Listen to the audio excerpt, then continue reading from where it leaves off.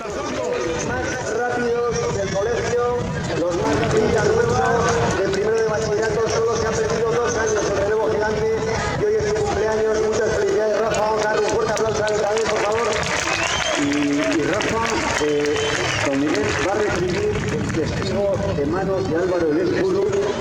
Puedes pasar a recoger el testigo, Rafa, porque hoy Álvaro Elezpuru se despide de Gaztelueta, dejando un recuerdo entrañable a todo el colegio. Y ahora, cada uno a sus puestos.